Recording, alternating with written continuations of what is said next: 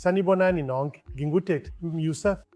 Ngikhethekile ekwenzeni ukuhlinzwa kwenhliziyo, okungahlaseli kakhulu kanye nokusebenzisa amarobhothi. Ububi obukhulu, noma ukwesaba ukuhlinzwa kwenhliziyo, ukusika obukhulu esifubeni, obuthatha cishe izinyanga ezintathu kuya kweziyisithupha ukuthi ziphole. Ekusebenziseni amarobhothi ekuhlinzweni kwenhliziyo sigwema lokhu kugwazwa okukhulu emathanjeni. Ngakho senza izimbobo ezincane ezinhlangothini zombili zesifuba kanye nokusika isikhumba esingamamitha amahlanu. Azikho izithambo ezisikiwe ngale ndlela. Lokhu kuyasiza kakhulu ezigulini ezisencane ezidinga ukubuyela emsebenzini masinyane kanye nasezigulini ezindala ezinezifo ezihambisana nazo ezingeke zikwazi ukubekezelela ukuhlinzwa kwenhliziyo okuvulekile. Ngakho-ke enye izinzuzo ezisheshayo njengoba ngichazile ubuhlungu obuncane, ukopha obuncane, ukungabi nangozi yokutheleleka, nokululama ngokushesha.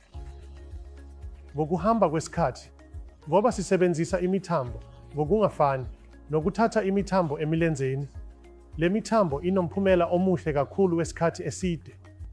Ngakho-ke iziguli ezingunenethi azibi nayo inkinga impilo yonke. Lokhu kungenxa yokuhlinzwa kokufakelwa kwemithambo.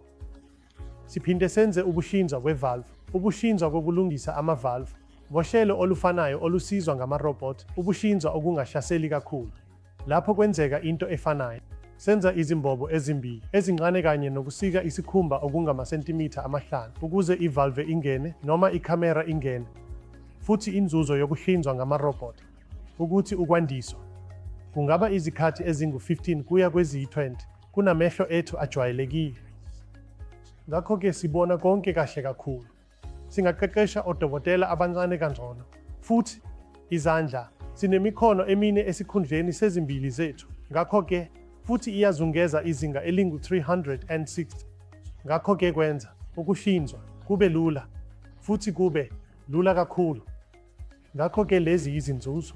Ngakho-ke iningi lokuhlinzwa kwabantu abadala endikwenza, ngaphandle kokuvula isifuba, cishe u-80 kuya ku-90 wesikhathi esikwenza ngezinqubo ezisizwa ngamarobhothi ezingangeneleli kancane.